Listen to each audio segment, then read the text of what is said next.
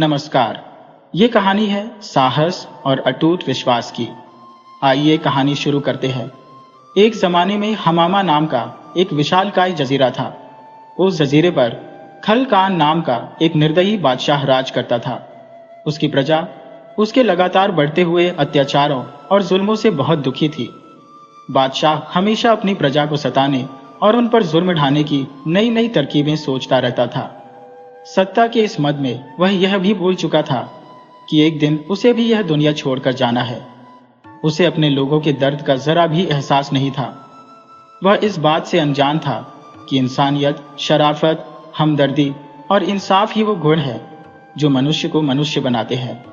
उस अत्याचारी बादशाह का वजीर, जिसका नाम बद अंजाम था, वह तो बादशाह से भी ज्यादा कठोर दिल और जालिम था।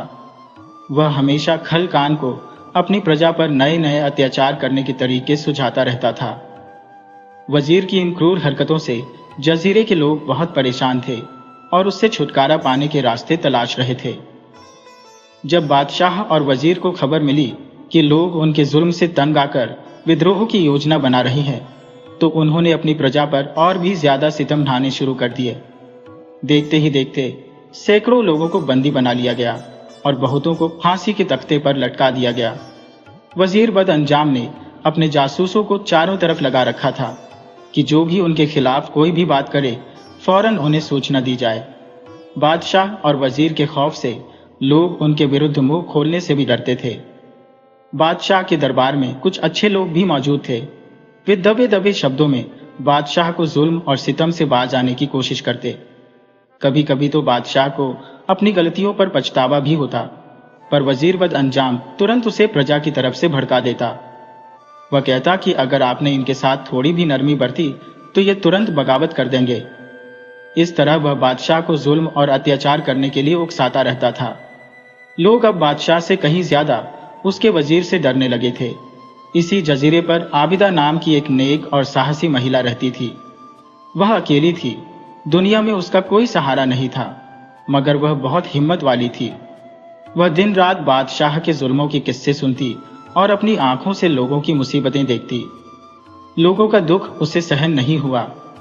आखिरकार एक दिन उसने मन ही मन ठान लिया कि चाहे उसकी जान रहे या जाए, वह लोगों को बादशाह और उसके वजीर के जुल्म से मुक्ति दिलाकर रहेगी।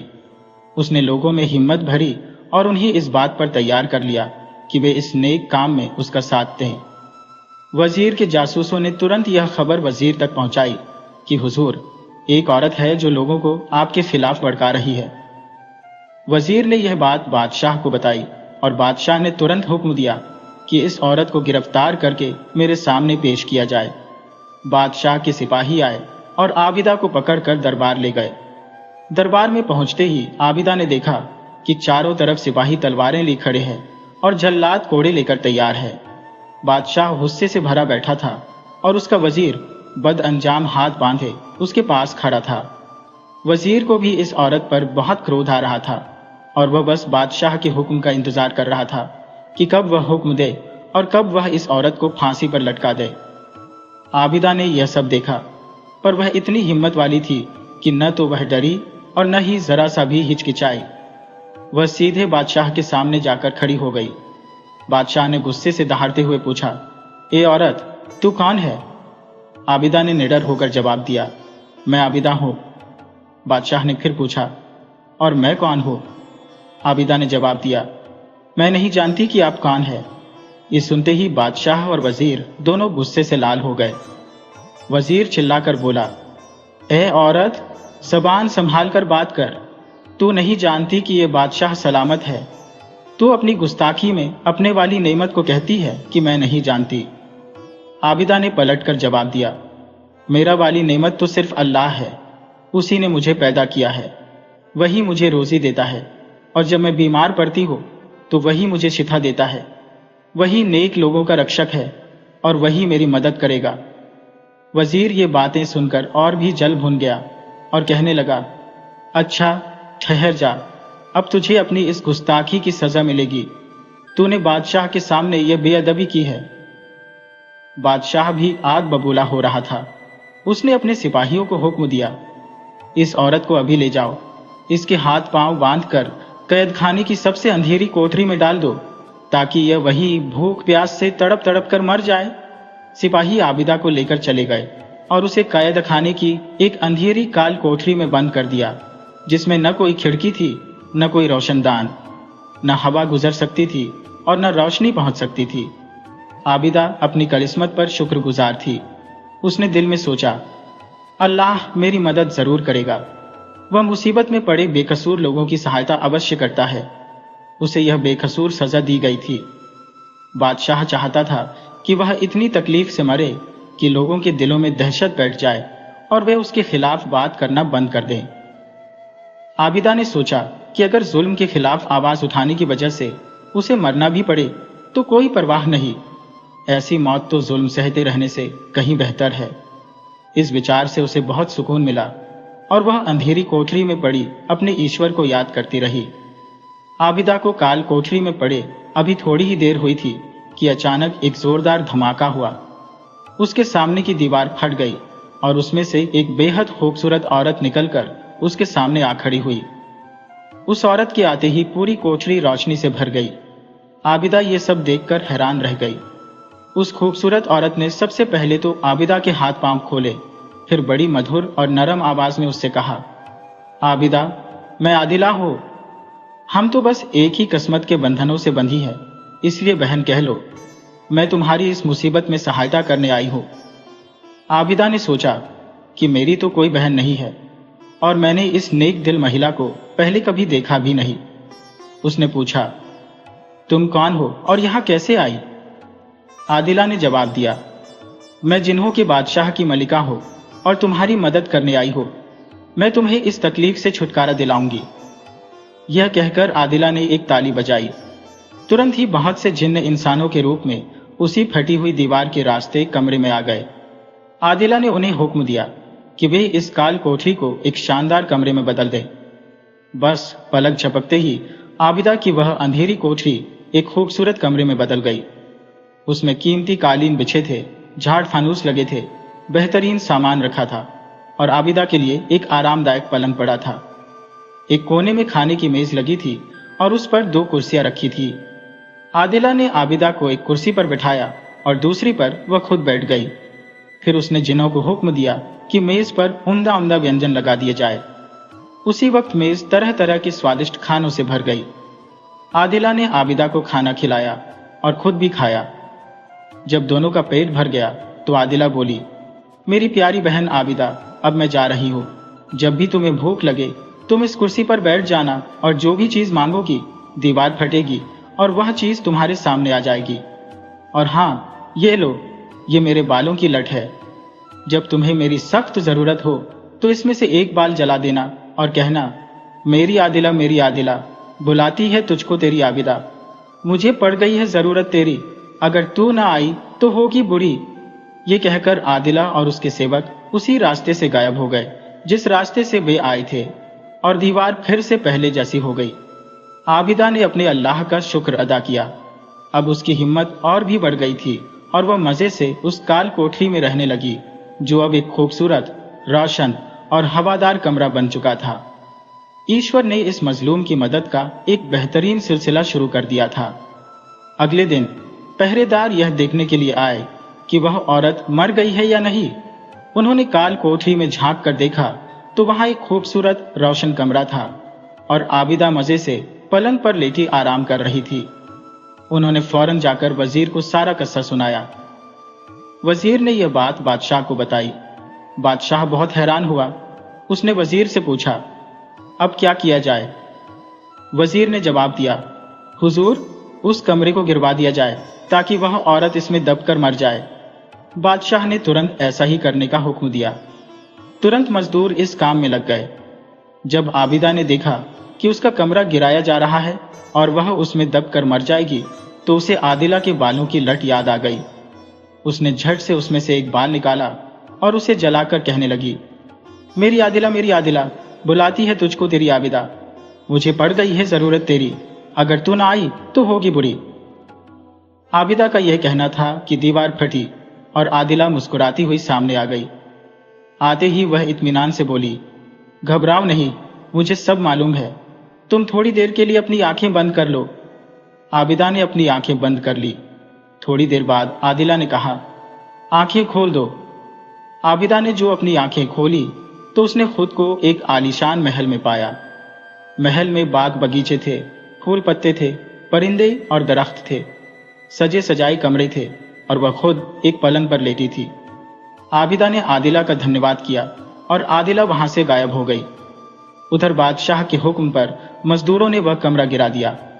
अब वहां ईंटों और पत्थरों के ढेर के सिवा कुछ नहीं था।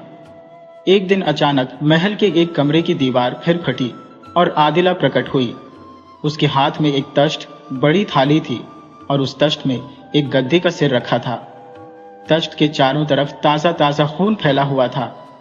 आबिदा यह दृश्य देखकर घबरा गई। डर के मारे उसका बुरा हाल था, पर आदिला ने मुस्कुराकर उसे सांत्वना दी और उसका डर दूर किया। जब आबिदा के होश और हवास दुरुस्त हुए तो आदिला ने कहा, आबिदा देखो, मैंने तुम्हारे साथ जो एहसान किया वह तुम अच्छी तरह जानती हो। आबिदा ने जवाब दिया, बिल्कुल, कोई भी शरीफ आदमी आपके एहसान को नहीं भूल सकता। आदिला ने कहा, तो आज मेरा एक काम है, अगर तुम कर दो। बताओ क्या काम है? आबिदा बोली, मैं तुम्हारा हर काम करने के लिए तैयार हूं। अच्छा तो सुनो। आदिला ने कहा, यह गधे का सिर है, इसे तुम अपने पास रख लो। इसके साथ एक बेटे की तरह सलूक करना। सुबह सवेरे इसे जगाना, मुंह धुलाना, रात को लोरी सुनाकर सुलाना और ये काम खुशी खुशी करना। तुम्हारे दिल में इससे नफरत पैदा ना हो। अगर तुमने यह सब कर लिया तो तुम्हें बहुत फायदा पहुंचेगा। और हां, यह भी याद रखना, इन बातों की वजह मत पूछना। इसमें तुम्हारा कोई फायदा नहीं और मैं तुम्हें बताऊंगी भी नहीं। आबिदा ये अजीबोगरीब फरमाइश सुनकर हैरान रह गई, मगर वह आदिला की बहुत एहसानमंद थी और उसकी हर इच्छा पूरी करने को तैयार थी। वह बोली कि वह गद्दे के सिर को बेटी की तरह रखेगी और आदिला ने जो कुछ कहा है वह करेगी। यह सुनकर आदिला गद्दे के सिर की तरफ मुड़ी और कहने लगी, मैं तुझे हर तरह की ताकत देती हूँ। तू जो चाहेगा वह काम बिना किसी मुश्किल के कर सकेगा और हर मुश्किल काम में सफल रहेगा। फिर वह जिधर से आई थी उधर ही चली गई। आदिला को गए हुए थोड़ी ही देर हुई थी कि गधे के सिर से आवाज आई, माँ माँ, मैं सोना चाहता हूँ। आबिदा गधे के सिर को बोलता सुनकर न डरी और न घबराई, बल्कि प्यार से बोली, जरूर जरूर बेटे, तुम सो जाओ, मगर मैं पहले तुम्हारा मुंह धुला दूं, फिर तुम कुछ खा लो। इतने में मैं तुम्हारा बिस्तर ठीक कर दूंगी। फिर आबिदा ने गधे के सिर को अपनी गोद में उठा लिया, मुंह धुलाया, तौलिए से साफ किया, फिर खाना खिलाया और जब वह खा पी चुका तो उसे बिस्तर पर लेटा दिया। वह खुद भी एक तरफ लेट गई और दोनों सो गए। सुबह हुई तो आबिदा ने गद्दे के सिर को उठाया और गुस्सल खाने की तरफ ले चली तो यह देखकर हैरान रह गई कि उसकी कटी गर्दन के नीचे 2 निहायत कीमती हीरे रखे हैं। ऐसे हीरे तो उसने पहले कभी नहीं देखे थे। वह इन हीरों को देख रही थी कि गद्दे का सिर बोला, माँ तुम परेशान मत हो, ये हीरे बहुत कीमती है, इन्हें हिफाजत से रख लो। जौहरी के हाथ बेचाना, अच्छे दाम मिल जाएंगे। आबिदा बोली, बेटा मैं बाहर कैसे जा सकती हूँ? बादशाह के सिपाही मुझे देख लेंगे तो पकड़ कर ले जाएंगे। गधे के सिर ने कहा, नहीं, आप जब चाहेंगी आपको कोई नहीं देख सकेगा। आप किसी को नजर नहीं आएगी, आप सबको देख सकेंगी। आबिदा यह सुनकर बाजार की तरफ जाने को बाहर निकल पड़ी। एक जौहरी की दुकान पर पहुंचकर उसने वह हीरा जौहरी को दिखाया। जौहरी हैरान रह गया। ऐसे हीरे तो उसने अपनी जिंदगी में कभी न देखे थे। उसने झट से वह हीरे खरीद लिए और उसे अच्छे दाम दे दिए। जौहरी को देखते ही लगा कि यह हीरा तो शाही खजाने के एक खास समूह का हिस्सा है जो कुछ समय पहले गायब हो गया था, पर उसने लालच में आकर किसी को कुछ नहीं बताया। थोड़ी ही देर में पूरे बाजार में इन हीरों की चर्चा फैल गई। जब बादशाह तक इन हीरों का जिक्र पहुंचा तो उसने जौहरी को बुलवा भेजा। जौहरी ने जाकर वह हीरे बादशाह की खिदमत में पेश कर दिए। बादशाह भी इन हीरों को देखकर चकित रह गया। उसने फौरन ये हीरे अपनी बेटी शहजादी कमर के लिए खरीद लिए। बादशाह ने पूछा कि ये हीरे कहां से आए, तो जौहरी ने बताया कि एक खास हुलिये की औरत इसे बेचने आई थी। बादशाह को उस औरत को देखने की बड़ी इच्छा हुई। उसने हुक्म दिया कि उसे ढूंढा जाए। अब आबिदा की तलाश शुरू हो गई, मगर वह किसी को कहाँ मिलती।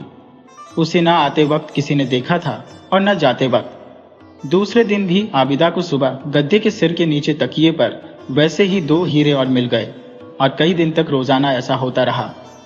एक दिन गद्दे के सिर को क्या सूझी कि उसने आबिदा से कहा कि वह खलकान बादशाह के पास जाए और शहजादी कमर को उसकी शादी का पैगाम दे। गद्दे के सिर की यह बात सुनकर आबिदा भौचक्की रह गई। उसकी समझ में ना आया कि वह क्या करे। उसने गद्दे के सिर से कहा, बेटा, तुम ये कैसी बेवकूफी की बातें कर रहे हो? मैं बादशाह से जाकर क्या कहूंगी? वह मुझे मारकर महल से निकाल देगा। गधे का सिर बोला, नहीं मां, तुम जाओ और मेरा पैगाम शहजादी को देकर आओ। बादशाह से कहना, मेरा बेटा रासल हमार, गधे का सिर, आपकी बेटी कमर से शादी करना चाहता है। आबिदा के नजदीक इससे ज्यादा और कोई मूर्खतापूर्ण बात नहीं हो सकती थी, मगर वह मजबूर थी। वह आदिला से वादा कर चुकी थी कि गधे के सिर को बेटा बनाकर रखेगी और उसकी हर इच्छा पूरी करने की कोशिश करेगी। बेचारी आबिदा आखिरकार बाहर निकली और सीधी महल में बादशाह की मलिका के पास पहुंची। पहले तो मलिका उसको देखकर हैरान हुई कि यह औरत कौन है जो इस तरह मेरे पास आई है। फिर जब आबिदा ने अपने आने की वजह बताई तो मलिका गुस्से से लाल पीली हो गई। उसने अपनी खादिमाओं को हुक्म दिया, इस औरत का दिमाग खराब हो गया है, इसकी इतनी मरम्मत की जाए कि इसका दिमाग ठिकाने आ जाए। खादिमाओं ने आबिदा को जमीन पर औंधा लिटाकर उसकी कमर पर कोड़े बरसाना शुरू कर दिए और जब खूब मरम्मत हो चुकी तो उसे धक्के देकर महल से निकाल दिया। आबिदा कोड़े खाकर गिरती पड़ती अपने महल वापस रवाना हुई। वह थक चुकी थी और उसका सारा बदन दुख रहा था।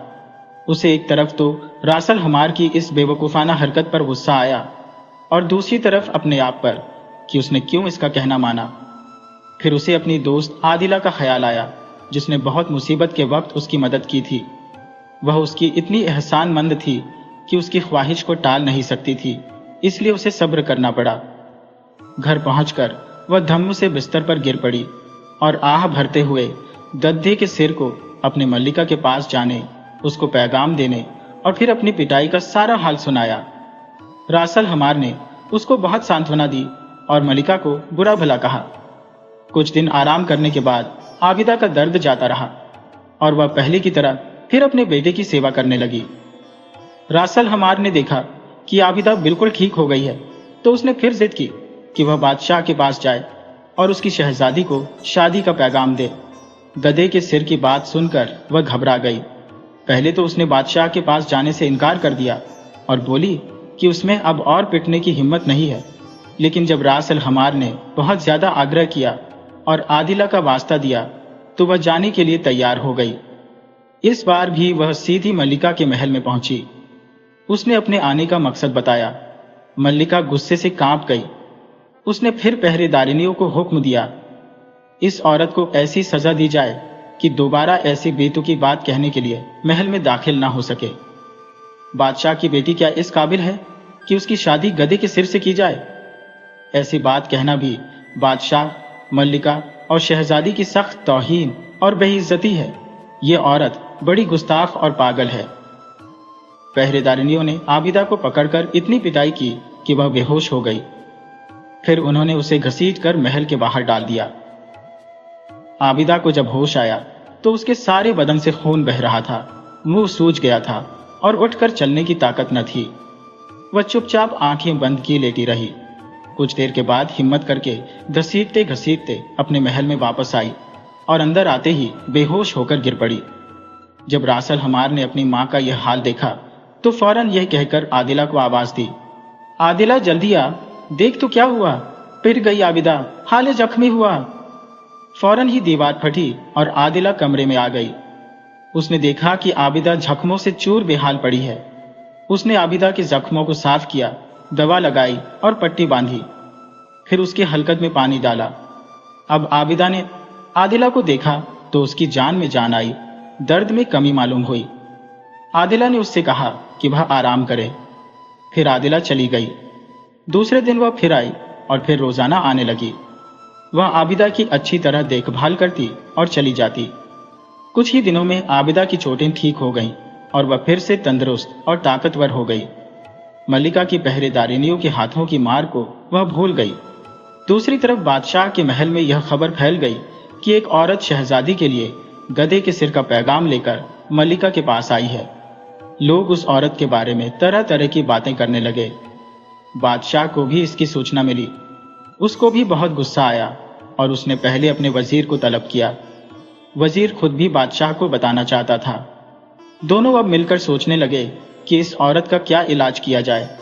प्रजा पहले ही बिगड़ी हुई थी, अगर औरत को मार डाला गया तो फसाद होगा। वजीर ने सोच विचार करके बादशाह से कहा, हुजूर, वह औरत दोबारा आ चुकी है और मार पिटाई के बावजूद बाज नहीं आती। मेरा ख्याल है वह एक बार फिर आएगी। हमें उसका इंतजार करना चाहिए। अब जब वह आए तो उसे पकड़कर मजबूर किया जाए कि जो कोई उसे यह पैगाम देकर भेजता है वह उसे अपने साथ लाए, और इसके अलावा शहजादी से शादी के लिए ऐसी शर्त लगा दी जाए जो कोई पूरी न कर सके। अगर वह दोनों बातें पूरी न करे तो उसे सबके सामने जिंदा जलवा दिया जाए। बादशाह को अपने जालिम वजीर की यह सलाह बहुत पसंद आई। उसने अपनी मलिका से इसका जिक्र किया। शहजादी कमर भी वहां मौजूद थी और सब सुन रही थी। उसने अपनी मां से कहा कि आप उससे कहिए कि जैसे 2 हीरे वह बेचने के लिए पहले लाई थी और जो अब्बा जान ने खरीद कर मुझे दिए थे, मुझे वैसे ही वह 6 हीरे और ला दे। मल्लिका शहजादी की बात सुनकर खामोश हो गई। कुछ दिनों के बाद आबिदा को फिर उसके बेटे रास अल हमार ने मजबूर किया कि वह उसका पैगाम लेकर मल्लिका के पास जाए। आबिदा तैयार हो गई, मगर उसने यह सोच लिया कि अब तीसरी बार वह बादशाह के महल से जिंदा वापस नहीं आ सकेगी। बहरहाल वह आदिला से वादा कर चुकी थी। वह कहने लगी, अच्छा बेटा, मैं मल्लिका के पास जाती हूँ, मगर समझ लेना मैं जिंदा वापस नहीं आऊंगी। ये सुनकर गधी का सिर बोला, अम्मा, तुम परेशान ना हो। इस बार जब तुम महल में जाओगी तो तुम्हारा शानदार स्वागत किया जाएगा। लोग तुम्हें हाथों हाथ लेंगे, तुम्हें कोई नहीं सताएगा। और हाँ, तुम मल्लिका की हर शर्त कबूल कर लेना। आबिदा को अपने बेटे की बातों से तसल्ली हुई और वह महल की तरफ चल पड़ी। महल के दरवाजे पर दरबान ने उसको नहीं रोका और वह मल्लिका के सामने पहुंचा दी गई। मल्लिका ने उसका हाथ पकड़कर उसे अपने बराबर कुर्सी पर बिठाया और पूछा, कहो, कैसे आना हुआ? आबिदा बोली, हुजूर, आपको मालूम तो है मैं क्यों आई हूँ। मेरा बेटा रासल हमार आपकी बेटी शहजादी कमर से शादी करना चाहता है। मैं उसी का पैगाम लेकर आपके पास आई हूँ। मल्लिका बोली, मेरी बेटी इस मुल्क की शहजादी है।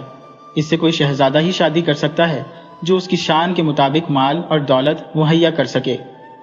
आबिदा ने जवाब दिया, हुजूर, मेरा बेटा भी किसी से कम नहीं। जितनी दौलत आप चाहती है वह दे दी जाएगी और शहजादी की खातिर हर शर्त पूरी की जाएगी। मल्लिका बोली, तुम हमारी शर्तें पूरी नहीं कर सकोगी। आबिदा बोली, हुजूर, बताइए क्या शर्तें हैं? सब शर्तें पूरी की जाएगी। मल्लिका ने चेतावनी दी, अगर शर्तें पूरी ना हुई तो आबिदा को जिंदा जला दिया जाएगा। आबिदा यह सुनकर घबराई, मगर उसको गधे के सिर की बात याद आई कि मल्लिका जो भी शर्त लगाए वह उसको मान ले। वह बोली, मंजूर है हुजूर, बताइए क्या शर्तें हैं। मल्लिका बोली, अच्छा तो सुनो, शहजादी के लिए एक आलीशान महल तैयार किया जाए जिसमें हर तरह का आराम और ऐश का सामान हो। उस महल की शान और शौकत किसी तरह भी हमारे महल से कम ना हो, और यह ठीक हमारे महल के सामने दरिया के किनारे तामीर किया जाए। इसके अलावा शहजादी कमर के लिए जमुरत और याकूत से जड़ा हुआ एक ताज और सोने के तारों से बुने हुए 6 जोड़े लाए जाए, और हाँ, 6 ऐसे हीरे भी लाए जाए जैसे 2 हीरे जौहरी ने बादशाह की खिदमत में पेश किए हैं। और यह तमाम शर्तें 6 दिन के अंदर पूरी करनी चाहिए, वरना तुम्हारे बचने की उम्मीद नहीं। आबिदा यह सुनकर इत्मीनान से बोली, मल्लिका सलामत, मुझे आपकी तमाम शर्तें मंजूर है। आबिदा की यह बात सुनकर और उसका इत्मीनान देखकर मल्लिका परेशान हो गई कि कहीं सचमुच वह सारी शर्तें पूरी न कर दे और उसकी चांद जैसी बेटी गधे के सिर से ब्याह दी जाए।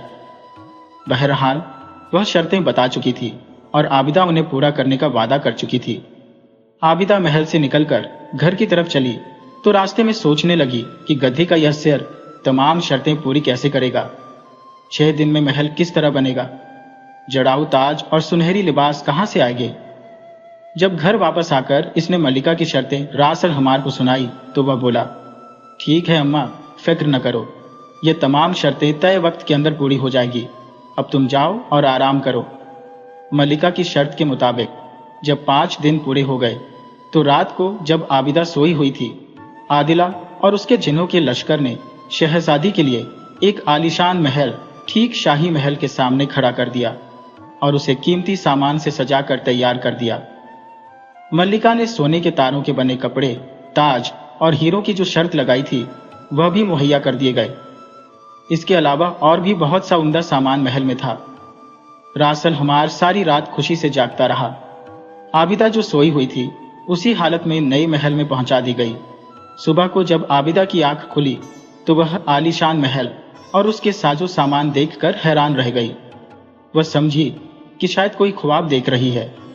वह बार बार अपनी आंखें मलती और गौर से चारों तरफ देखती। आखिरकार उसे यकीन आ गया कि यह ख्वाब नहीं, हकीकत है। आबिदा को जागता देखकर गधे के सिर ने कहा, अम्मा, मल्लिका की तमाम शर्तें पूरी हो गई हैं, अब आप जाकर उनको बता दें। आबिदा ने पूछा, ये सब कुछ कैसे हुआ? रासल हुमार बोला, ये सब मेरी अच्छी आदिला ने किया है। आप जरा खिड़की से झांक कर देखिए, वह सामने खलकान बादशाह का महल है और वह बादशाह अपनी मलिका के साथ बालकनी पर खड़ा हैरत से हमारे महल को देख रहा है। आबिदा ने खिड़की से जाकर देखा तो वाकई बादशाह और उसकी मलिका शहजादी कमर के साथ बालकनी पर खड़े रासल हुमार के महल को देख रहे थे और हैरान हो रहे थे। इतने में बहुत सी खादिमाई कमरे में आई और आबिदा को ले जाकर उन्होंने महल के तमाम कमरे और कीमती सामान दिखाए। हीरे जवाहरात का ताज और जरी का लिबास सामने लाकर रखे।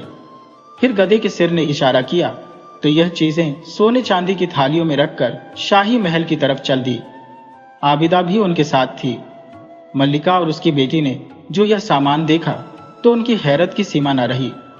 शहजादी ने जो 6 हीरे मांगे थे वह भी पेश कर दिए गए। उनकी चमक दमक से शहजादी बहुत खुश थी। जब बादशाह ने देखा कि आबिदा ने तमाम शर्तें पूरी कर दी है तो उसने शहजादी की शादी की तैयारियों का हुक्म दे दिया। सारे शहर में चर्चा हो गया।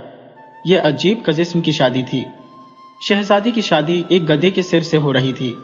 लोगों में फुसफुसाहट हो रही थी, मगर बादशाह और उसके वजीर बद अंजाम के डर से कोई जुबान नहीं खोलता था। अभी यह तैयारियां हो रही थी कि शहजादी आबिदा के नए महल में पहुंची और कहा, मैं अपने होने वाले शौहर से मिलना चाहती हूँ। आबिदा उसे लेकर उसके कमरे में गई जहां गद्दे का सिर था।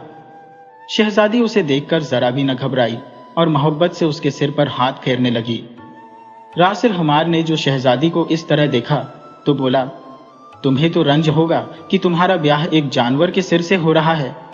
शहजादी ने जवाब दिया, हरगिज नहीं, मैं तो बहुत खुश हूं। मैं तुम्हारे साथ हंसी खुशी रहूंगी।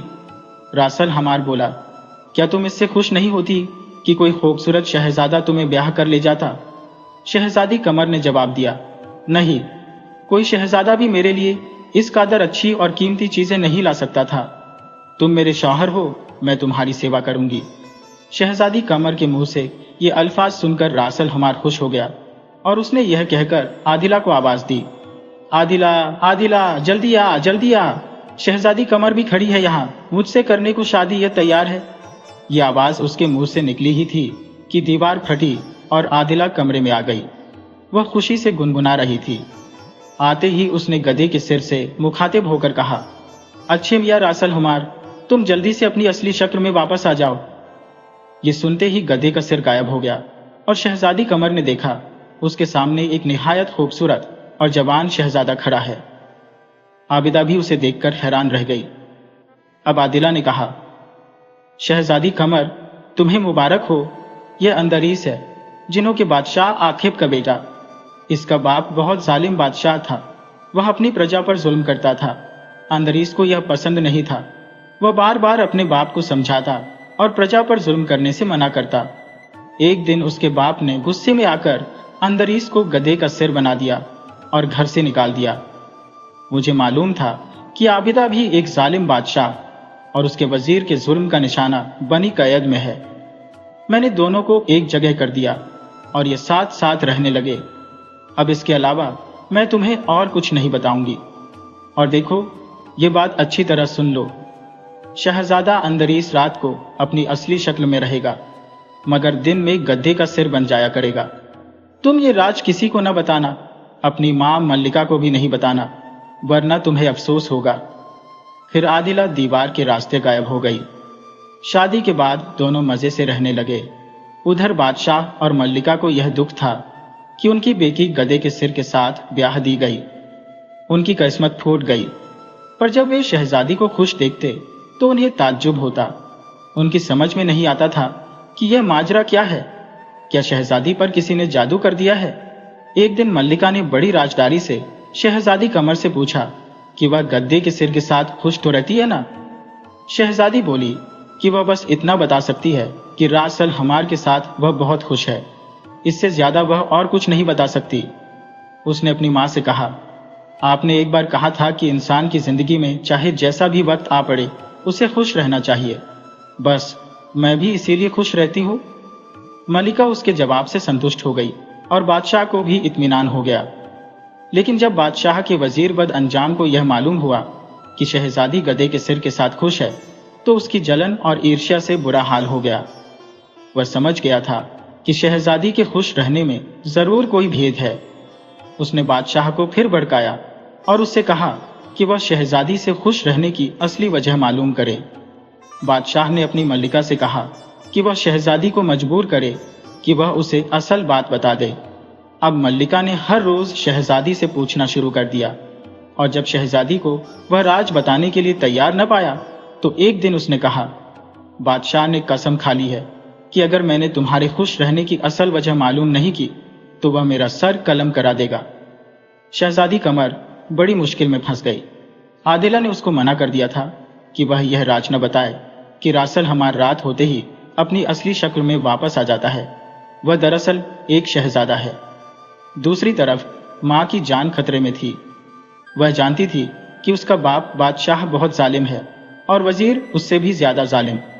खैर, उसने माँ से यह वादा लेकर कि वह बादशाह के सिवा किसी को नहीं बताएगी, सारा राज उगल दिया। मल्लिका यह सब सुनकर बड़ी खुश हुई कि शहजादी की शादी दरअसल एक शहजादे से हुई है। उसने अपनी बेटी को इस बात पर राजी कर लिया कि रात को मैं चुपके से महल में आकर शहजादे को उसकी असली हालत में देख लूंगी। चुनांचे आधी रात को वह खामोशी से महल में आई और बेटी के कमरे में झांक कर देखने लगी। उसने देखा कि गधे का सिर तो मेज पर एक तरफ रखा है और पलंग पर एक खूबसूरत शहजादा लेटा आराम कर रहा है। मल्लिका उसे देखकर खुश हो गई और चुपके से वापस अपने महल में आ गई। दूसरे दिन सुबह उसने सारा वाकया बादशाह को सुना दिया। बादशाह भी खुश हो गया कि उसकी शहजादी की शादी दरअसल एक शहजादे से हुई है। उसने वजीर को भी बता दिया। वजीर बड़ा चालाक था। वह समझ गया कि कुछ ही दिनों में बादशाह अपनी हुकूमत शहजादे के हवाले कर देगा और फिर उसका द्वार खत्म हो जाएगा। उसने सोचा किसी भी तरह शहजादी को उसके शौहर से अलग कर दिया जाए। चुनांचे उसने एक दिन तन्हाई में बादशाह से कहा, हुजूर, हमें यह तो मालूम हो गया है कि शहजादी की शादी एक शहजादे से हुई है, लेकिन आपकी प्रजा अभी तक यह समझ रही है कि उनके बादशाह की बेटी गधे के सिर से ब्याही है। सारे मुल्क में इसी का चर्चा हो रहा है और लोग तरह तरह की बातें बनाते हैं। क्यों न कोई तरकीब ऐसी की जाए कि सारे लोगों को असल हकीकत का पता चल जाए। बादशाह बोला, कहते तो तुम ठीक हो, मगर इसके लिए क्या किया जाए? वजीर बोला, हुजूर, मेरा ख्याल यह है, रात को जब शहजादा सो जाए तो महल से गद्दे का सिर उठवा लें और उसी वक्त उसको जला दें। सुबह को जब शहजादा उठेगा तो गधे का सिर नहीं होगा। मजबूरन वह अपनी असली शक्ल में लोगों के सामने आ जाएगा और इस तरह तमाम लोगों को मालूम भी हो जाएगा। बादशाह की समझ में यह तरकीब आ गई। उसने मल्लिका से कहा कि आज रात को खामोशी से महल में जाए और गधे का सिर वहां से उठा लाए। मल्लिका को भी यह सलाह पसंद आई। चुनांचे आधी रात को वह खामोशी से शहजादी कमर के महल में पहुंची और चुपके चुपके शहजादे के कमरे में जाकर, जहां वह आराम से सो रहा था, गधे का सिर उठा लाई। वजीर भी रात को बादशाह के महल में पहुंच गया। उसने मल्लिका के हाथ से गधे का सिर ले लिया और उसी वक्त उसको अंगीठी में डाल दिया। इधर उसने सिर को आग में डाला और उधर एक जबरदस्त तूफान सा आ गया। बिजली कड़कने लगी और जमीन हिलने लगी।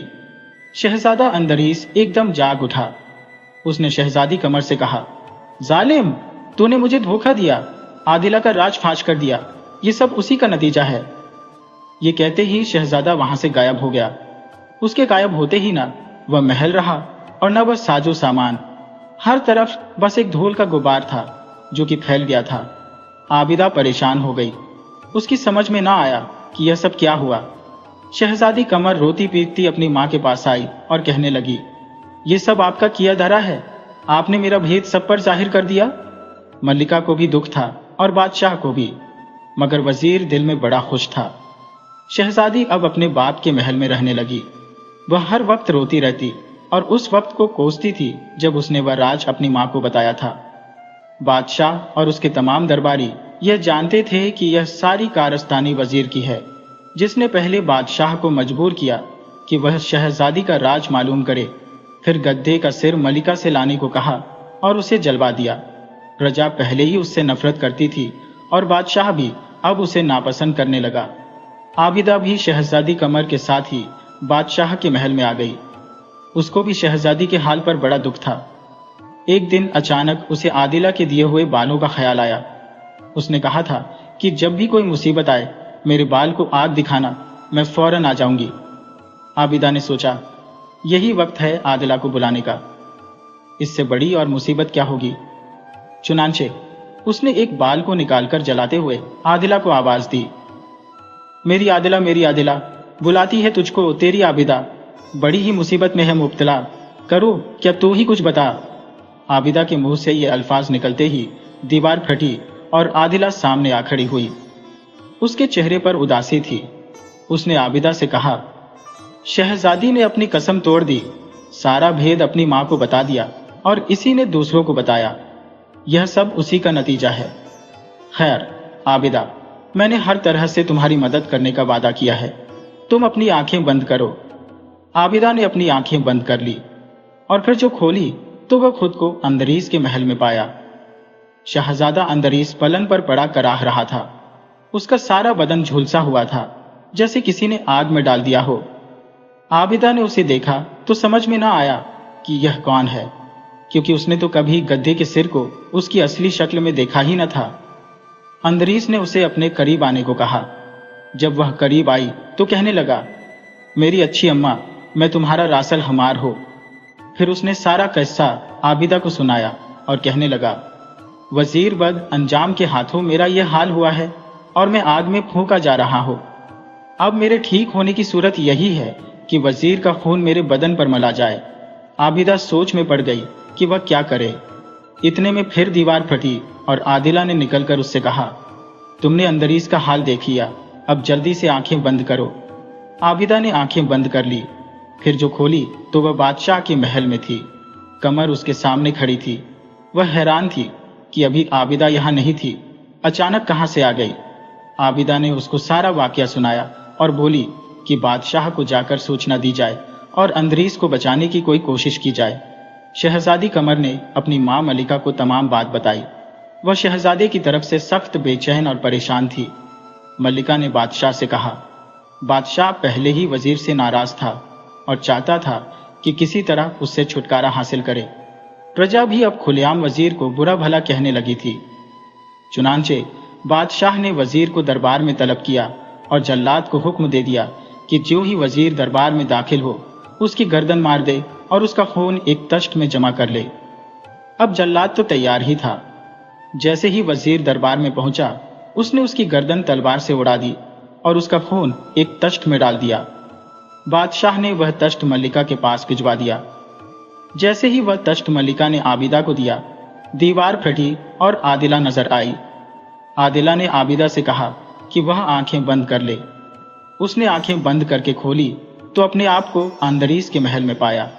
वह जल्दी से आगे बढ़ी और तश्त का सारा खून शहजादे के बदन पर डाल दिया। खून गिरते ही पानी में बदल गया और अंदरीस जैसे नहाकर उठा हो एकदम तंदुरुस्त हो गया। शहजादे के तंदुरुस्त होते ही फिर एक तूफान सा उठा और शोर हुआ। कुछ देर बाद आबिदा ने देखा वह उसी महल में है जो शहजादी के लिए बादशाह के महल के सामने बनाया था। शहजादा अपनी असली शक्ल और सूरत में सामने बैठा था। उधर बादशाह, मल्लिका और शहजादी कमर की नजर जो खिड़की से बाहर गई तो सामने फिर शहजादी का महल खड़ा नजर आया। शहजादी दौड़कर अपने महल में आई। शहजादे को देखकर खुश हो गई। फिर उसने माफी मांगी। शहजादा बोला, वादा करने के बाद उसको पूरा करना फर्ज है। खैर, जो हुआ सो हुआ, इसमें भी कुछ भलाई थी। बादशाह और मल्लिका भी वहां आ गए। उन्होंने पहली बार शहजादे को देखा, वह भी उनसे पहली बार मिला। फिर शहजादे ने आबिदा का हाथ पकड़कर शहजादी, बादशाह और मल्लिका से कहा, हम सब इनके एहसानमंद हैं। इन्होंने हमें मुश्किलों से बचाया। इन्होंने प्रजा के दुश्मन वजीर बद अंजाम को उसके सही अंजाम तक पहुंचाया।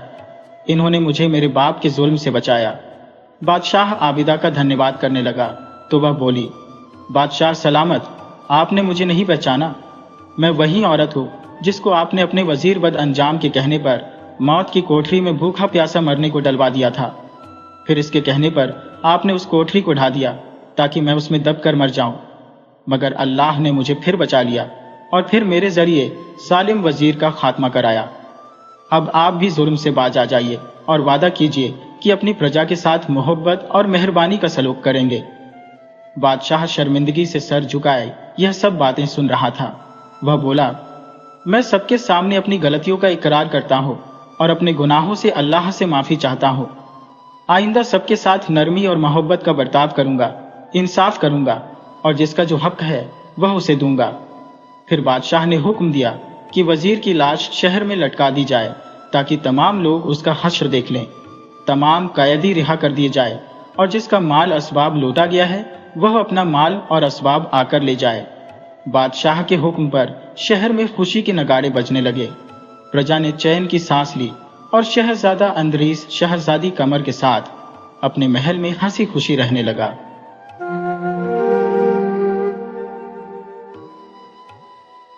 पुराने जमाने की बात है। एक नगर था जिसका नाम चांदपुर था। वहां पर राजा शेर सिंह का राज चलता था। अब राजा और रानी की शादी को बहुत लंबा अरसा बीत चुका था, पर उनके घर में कोई किलकारी नहीं गूंजी थी, यानी उन्हें कोई संतान नहीं थी। राजा के दरबार में एक मंत्री जी थे। उनका नाम था सुमेरचंद, जो बहुत ज्ञानी और समझदार थे। किस्मत की देखिए कैसी अजीब लीला थी कि राजा और मंत्री दोनों की ही गोद सोनी थी। फिर एक दिन ऐसा हुआ कि जैसे ईश्वर ने कोई चमत्कार कर दिया हो। राजा की रानी और मंत्री की पत्नी दोनों एक ही साथ गर्भवती हो गईं। और फिर क्या, दोनों के घर में एक एक प्यारी सी बिटिया ने जन्म लिया। इस खुशी से तो जैसे पूरे राजमहल में दीपावली छा गई हो। हर तरफ मंगल गीत गाए जाने लगे। राजा और मंत्री दोनों ने खुशी से दिल खोलकर गरीबों में सोना चांदी और अन्न दान किया। जब बेटियों के नाम रखने की बारी आई, यानी नामकरण संस्कार हुआ, तब राजपुरोहित ने राजकुमारी का नाम चंद्रमती रखा और मंत्री जी की बेटी का नाम वीरमती रखा गया। राजकुमारी चंद्रमती और मंत्री जी की बिटिया वीरमती दोनों एक साथ सहेलियों की तरह हंसते खेलते बड़ी होने लगी। फिर दोनों को एक ही आचार्य जी के पास पढ़ने लिखने के लिए भेजा गया। ऐसे ही करते करते समय पंखों से उड़ता चला गया। एक दिन आचार्य जी उन्हें पढ़ा रहे थे तो उन्होंने पहले मंत्री की बेटी वीरमती से पूछा, बेटी वीरमती, आज तुमने अपना पाठ याद कर लिया है? वीरमती ने तुरंत आदर से जवाब दिया, जी गुरुजी। गुरुजी ने प्यार से कहा, शाबाश मेरी बच्ची। इसके बाद आचार्य जी ने राजकुमारी चंद्रमती से यही सवाल पूछा, राजकुमारी, तुम्हारा पाठ याद हो गया क्या? राजकुमारी का चेहरा उतर गया। वह दुखी होकर बोली, गुरुजी, मैंने बहुत कोशिश की, पर पता नहीं क्यों मुझे पाठ बिल्कुल याद नहीं हो रहा है। आचार्य जी ने गहरी सांस ली और बोले, मैं जानता हूं बेटी, क्योंकि तुम एक अभागिन हो। तुम्हारे जीवन में बहुत दुख लिखे हैं। अपने आचार्य के मुंह से यह कठोर बात सुनकर राजकुमारी तो जैसे टूट ही गई। वो फूट फूट कर रोने लगी। महल पहुंचकर उसने यह सारी बात अपने पिता राजा शेर सिंह को बताई। रोते हुए बोली, पिताजी, मैं अब आचार्य जी के पास पढ़ने नहीं जाऊंगी। वह मुझे हर रोज अभागिन कहते हैं, जबकि मंत्री जी की बेटी की वह हमेशा तारीफ करते हैं। राजा का दिल अपनी बेटी के लिए तड़प उठा। उन्होंने उसी समय पक्का इरादा कर लिया कि वह आचार्य जी से जरूर मिलेंगे। फिर राजा अपनी बेटी को गोद में बिठाकर साथ लेकर आचार्य जी के आश्रम पहुंचे। राजा को सामने देखकर आचार्य जी आश्चर्यचकित हुए और बोले, राजन, आपने यहाँ आने की तकलीफ क्यों उठाई? मुझे बुला लिया होता। राजा ने गहरी निराशा से कहा, आचार्य जी, उस बात से कोई फर्क नहीं पड़ता। आप मुझे बस ये बता दीजिए कि आपने मेरी फूल सी बेटी को अभागिन क्यों कहा? आचार्य जी बोले, राजन, आप इस बारे में नहीं पूछें तो अच्छा रहेगा, वरना सच्चाई सुनकर आपको बहुत ज्यादा तकलीफ होगी। राजा ने जिद करते हुए कहा, नहीं आचार्य जी, मैं यहाँ सच्चाई जानने के लिए ही आया हूँ। आपको मेरे सवाल का जवाब देना ही होगा। तब आचार्य ने मजबूर होकर कहा, ठीक है महाराज, अगर आपकी यही इच्छा है तो ध्यान से सुनिए। राजकुमारी सचमुच भविष्य में अभागी होगी। उसके भाग्य में सिर्फ और सिर्फ दुख ही दुख लिखे हैं, जबकि मंत्री जी की बेटी वीरमती के भाग्य में तो पूरी दुनिया के सुख लिखे हैं। ये बात सुनते ही राजा की आंखों के सामने जैसे अंधेरा छा गया। उनका माथा ठनक गया। फिर उन्होंने खुद को किसी तरह संभाला और जोर देकर बोले, नहीं आचार्य जी, ऐसा नहीं हो सकता। मेरे जीते जी मैं ऐसा कभी होने नहीं दूंगा। मेरी बेटी के सारे दुखों को मैं सुख में बदल दूंगा।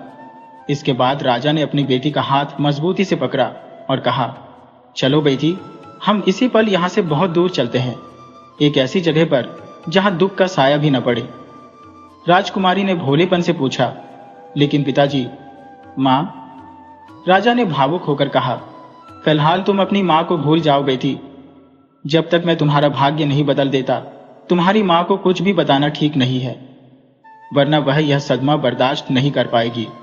और फिर राजा ने उसी समय अपनी बेटी के साथ सब कुछ छोड़कर अपने राज्य से रातों रात निकल गए। वे दोनों दिन रात पैदल चलते रहे, जैसे हवा के घोड़े पर सवार हों। चलते चलते वे दोनों एक अजीब नगर में जा पहुंचे। वहां पर घर तो बहुत थे, पर कोई इंसान दिखाई नहीं दे रहा था, बल्कि हर जगह पत्थर की बनी मूर्तियां ही नजर आ रही थी।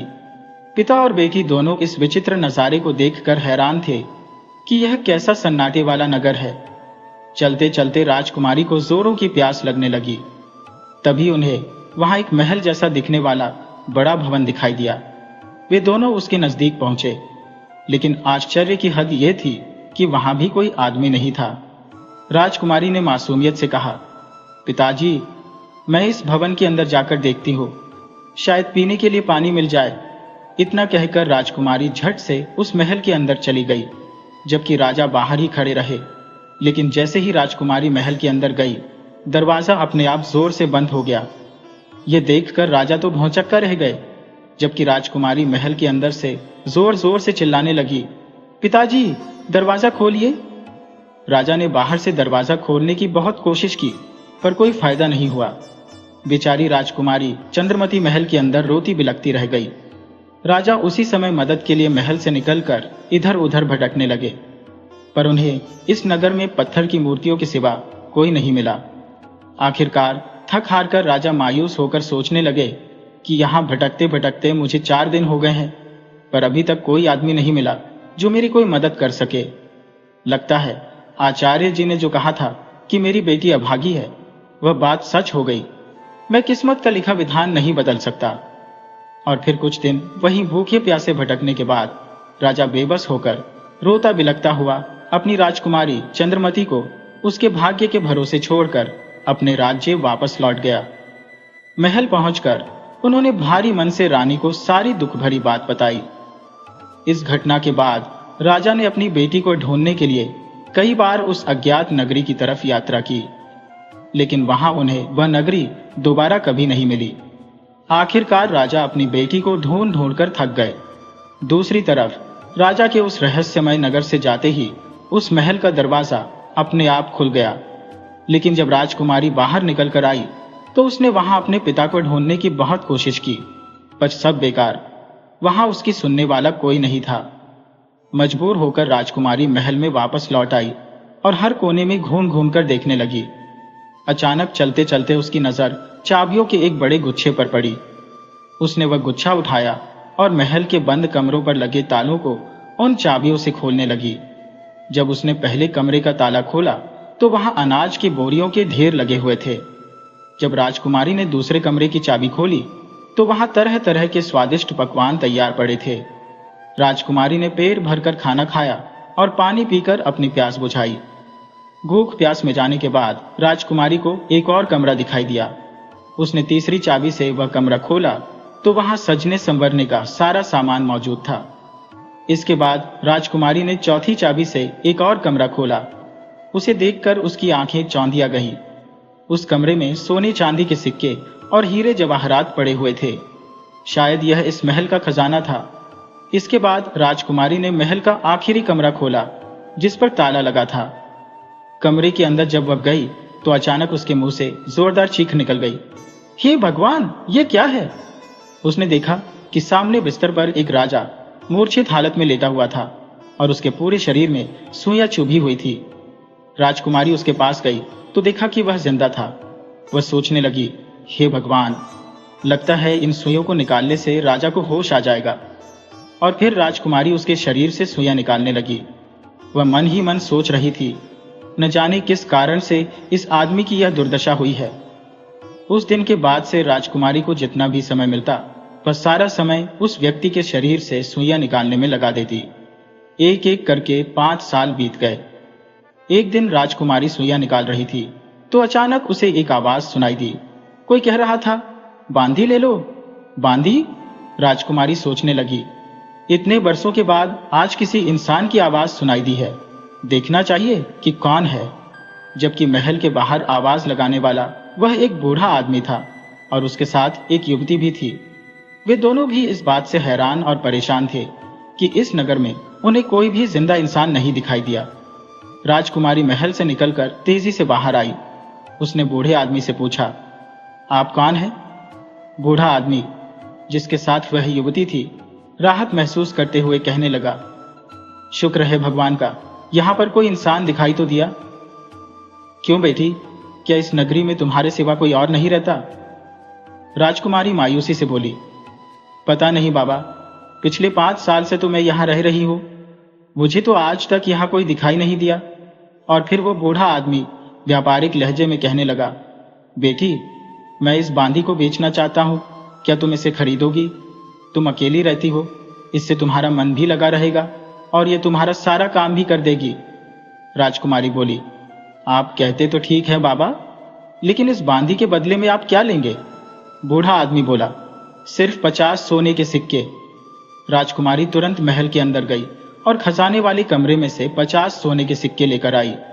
उसने वह सिक्के बूढ़े आदमी को दिए और फिर वह आदमी बांदी को वहीं छोड़कर राजकुमारी को ढेर सारा आशीर्वाद देता हुआ वहां से वापस लौट गया।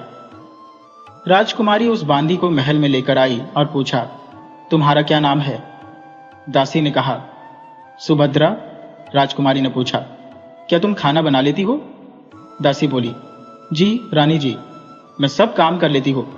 और फिर राजकुमारी ने उस दासी को घर का सारा काम समझा दिया। अब दासी महल का सारा काम करती और राजकुमारी पूरा समय राजा के पास बैठी हुई सुइयां निकालती रहती। इस तरह से 1 साल और बीत गया। राजकुमारी ने देखा कि अब सिर्फ राजा की पलकों पर ही सुइयां बिंधी हुई है, इसके अलावा सारी सुइयां निकाली जा चुकी थी। वह खुशी खुशी सोचने लगी, पलकों पर बिंधी हुई इन सुइयों को निकालना रह गया है। पहले मैं नहा धोकर सुंदर वस्त्र पहनकर आऊंगी, उसके बाद इन सुइयों को निकालूंगी। जब राजा को होश आएगा और वह मुझे देखेंगे तो देखते ही रह जाएंगे। मेरी 7 सालों की सेवा सफल हो जाएगी।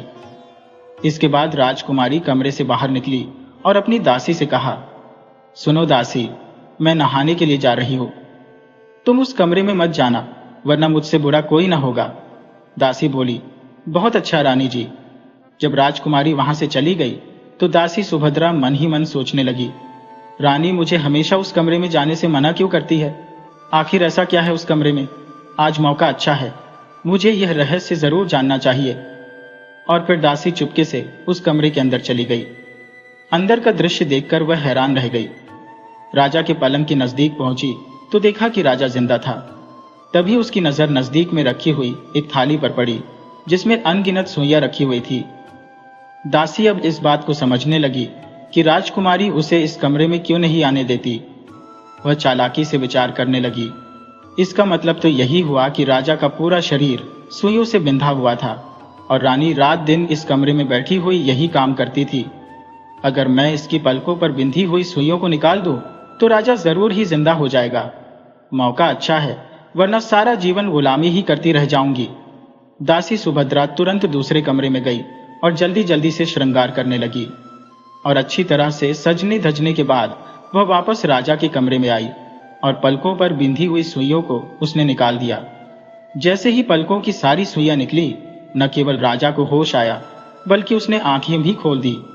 तभी अचानक महल के बाहर से शोर शराबे की आवाज सुनाई देने लगी। यह सब देखकर दासी सुभद्रा घबरा गई। होश में आते ही राजा ने आश्चर्य से कहा, लगता है 7 वर्ष पूरे हो गए और मेरे राज्य की प्रजा भी पहले की तरह जीवित हो गई। धीरे धीरे राजा को सारी पिछली बातें याद आने लगी। असल में उस राजा का नाम राजकुमार महेंद्र था, जो कि अपने पिता विजय सिंह का इकलौता बेटा था।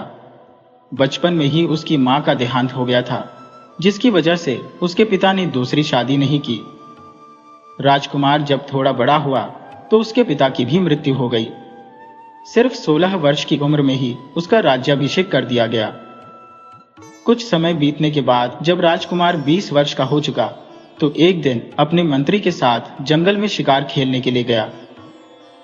राजकुमार एक हिरण का पीछा करने लगा, परंतु काफी देर तक हिरण के पीछे घोड़ा दौड़ाने के बाद भी उसे सफलता हाथ नहीं लगी। अब उसे जोरों की प्यास लगने लगी, लेकिन दूर दूर तक उसे पानी दिखाई नहीं दिया।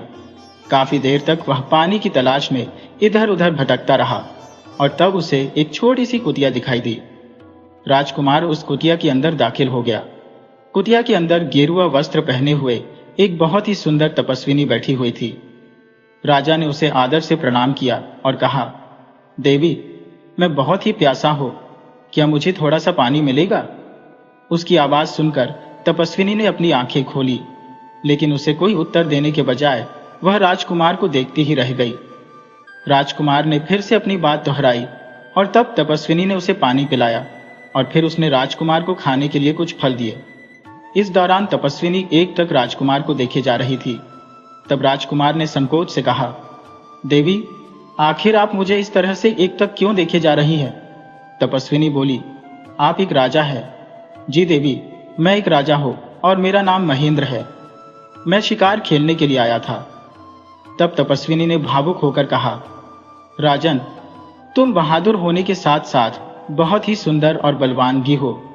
तुम्हें देखते ही मेरा मन तुम पर मंत्रमुग्ध हो गया था। मैंने तो यही सोचा था कि मैं अपना सारा जीवन ईश्वर की भक्ति में गुजार दूंगी और कभी शादी नहीं करूंगी, लेकिन जब से मैंने तुम्हें देखा है मुझे लगता है कि मैं अब अपने सन्यासी जीवन का पालन नहीं कर पाऊंगी। राजकुमार ने हैरानी से कहा, यह आप क्या कह रही हैं देवी? हाँ राजन, तुम्हारे रूप और सौंदर्य ने मेरी अंतरात्मा को विचलित कर दिया है, इसलिए मैं तुमसे विवाह करना चाहती हूँ। मुझे अपनी दासी समझकर मुझसे विवाह कर लो। राजा हक्का बक्का रह गया। वह बोला, नहीं देवी, यह संभव नहीं हो सकता। ऐसा सोचना भी मेरे लिए पाप है, क्योंकि आप एक तपस्विनी है और मैं मन से आपको देवी मान चुका हूं। तपस्विनी बोली, ऐसा मत कहिए राजन, मैं आपके बिना जीवित नहीं रह पाऊंगी। मुझे अपनी पत्नी स्वीकार करिए। अब तो राजा महेंद्र को तपस्विनी की इन बातों पर क्रोध आने लगा। उसने गुस्से से कहा, मूर्ख स्त्री, मैं तुम्हें दिल से देवी मानता था। ये मेरी भूल थी। तुम तो देवी नहीं बल्कि पापिन हो। अगर मैंने तुम्हारा जल और फल ग्रहण न किए होते तो मैं इसी समय तुम्हारे टुकड़े टुकड़े कर देता। राजा की बात सुनकर उस तपस्विनी का चेहरा क्रोध से तमतमा गया। वह बोली, सुनो मूर्ख राजा, मेरे पवित्र प्रेम को तुम पाप कहते हो।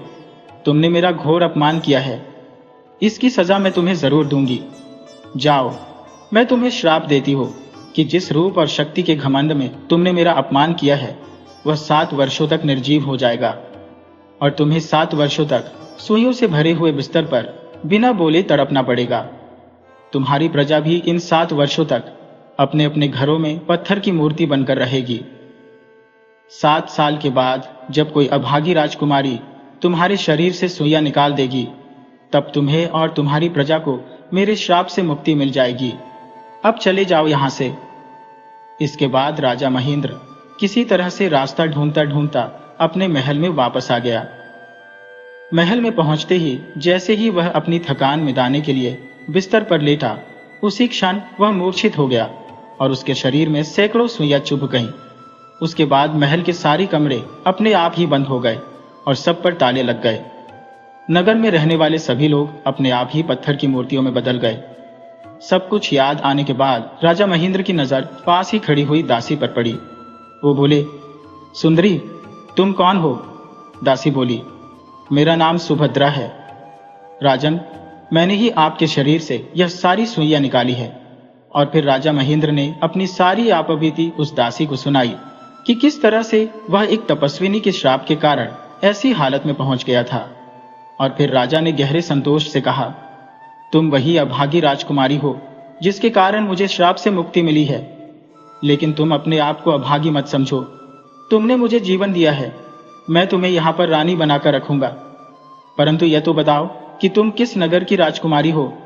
तब दासी सुभद्रा ने एक मनगढ़ंत झूठी कहानी बनाकर राजकुमार को सुना दी और कहा, मैं खुद भी नहीं जानती कि मैं किस राज्य की राजकुमारी हूं। इधर राजकुमारी चंद्रमती स्नान करने के बाद जब अपने कमरे में वापस आई तो उसने देखा कि राजा और दासी आपस में बातें कर रहे थे।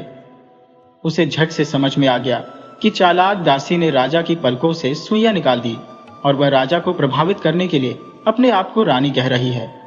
वह निराश होकर सोचने लगी, सचमुच मैं कितनी अभागी हूं। तभी राजा की नजर सामने से आती हुई राजकुमारी पर पड़ी तो उसने पूछा, यह कौन है? सुभद्रा ने झूठ बोलते हुए कहा, राजन, ये मेरी दासी है और यहीं पर रहती है। राजकुमारी यह सब देख नहीं सकी और वहां से चुपचाप अपने कमरे में चली गई और फूट फूट कर रोने लगी। इस प्रकार से वह उस महल में दासी बनकर रहने लगी, जबकि दासी सुभद्रा उस महल की रानी बन गई। राजकुमारी चंद्रमती ने कभी भी राजा को अपनी सच्चाई बताने की कोशिश नहीं की, क्योंकि उसे लगता था कि राजा महेंद्र पूरी तरह से उस दासी के काबू में आ चुका है और उसकी बातों पर विश्वास नहीं करेगा, बल्कि ऐसा करने पर उसे महल से निकाल दिया जाएगा और फिर वह कहां जाएगी। कुछ समय बीता। एक दिन राजा महेंद्र को अपने एक जरूरी सरकारी काम से दूसरे देश जाना था। सारी तैयारी करने के बाद वह अपनी रानी के पास आया और प्यार से कहने लगा, रानी, मैं परदेश जा रहा हूं, बताओ तुम्हारे लिए क्या लेकर आऊं? सुभद्रा बोली, महाराज, आप मेरे लिए हीरो का बना हुआ एक हार लेकर आइएगा। इसके बाद राजा ने दासी के रूप में रह रही चंद्रमती से पूछा कि तुम्हारे लिए क्या लेकर आऊं? बेचारी हमारा बहुत ही ध्यान रखती है। चंद्रमती शांत स्वर में बोली, महाराज, आप मेरे लिए लकड़ी के खिलौने लेकर आइएगा, उनसे मेरा दिल बहल जाएगा। राजा उसी दिन अपने समुद्री जहाज पर सवार होकर परदेश के लिए रवाना हो गया। परदेश में अपना काम निपटाने के बाद उसने अपनी रानी सुभद्रा के लिए कीमती वस्त्र और आभूषण खरीदे और फिर लकड़ी के गुड्डा घोड़ियों की तलाश में निकल पड़ा। लेकिन उसे कहीं पर भी लकड़ी के गुड्डा गुड्डी नहीं मिले। राजा सोचने लगा कि इस नगर में तो लकड़ी के गुड्डे घोड़ियां नहीं मिले, किसी दूसरे नगर में जाकर देखना चाहिए। और फिर वह अपने जहाज पर सवार होकर दूसरे देश के लिए चल पड़ा। रास्ते में पड़ने वाले कई देशों में उसने लकड़ी के गुड्डे घोड़ियां ढूंढे। आखिरकार उसे एक नगर में लकड़ी के गुड्डे घोड़ियां मिल ही गए। वहां के एक व्यापारी से राजा ने खिलौने खरीदे और अपने नगर को वापस चल दिया। कुछ हफ्तों की लंबी यात्रा के बाद राजा वापस जब अपने नगर में पहुंचा तो उसने अपनी रानी सुभद्रा और दासी राजकुमारी को उनकी मनचाही वस्तुएं दे दी। दोनों ही अपनी अपनी चीजें पाकर बहुत ही खुश थी। दासी बनी हुई राजकुमारी चंद्रमती गुड्डे घोड़ियों को अपने कमरे में ले जाकर एक मेज पर रख देती है और फिर हर रात जब सब लोग सो जाते थे तो उनसे खूब बातें करती, उन्हें अपना सुख दुख बताती और अपने दिल को हल्का करती। वह कहती, सुन गुड्डे घोड़िया, हमारा दुख सुन। 7 वर्ष सेवा करी, फिर भी न पाया सुख। एक रात को जब रोज की तरह दासी राजकुमारी गुड्डे घोड़ियों को सामने रखकर अपना दुखड़ा रो रही थी तो अचानक राजा की आंख खुल गई। राजकुमारी कह रही थी, सारी दुनिया सो रही है पर यह दासी जाग रही है। राजा की नींद खुल गई। वह सोचने लगा, यह दासी इतनी रात को अपने कमरे में किससे बातें कर रही है? इस रहस्य को जानने के लिए राजा दासी चंद्रमती के कमरे के नजदीक पहुंचा और चुपचाप दरवाजे के पास खड़ा होकर उसकी बातें सुनने लगा। वह कह रही थी, सुन गुड्डे घोड़िया, राजकुमारी का दुख। 7 वर्ष बीत गए, फिर भी न मिला सुख। उसे रोता हुआ देखकर राजा महेंद्र तुरंत उसके पास आया।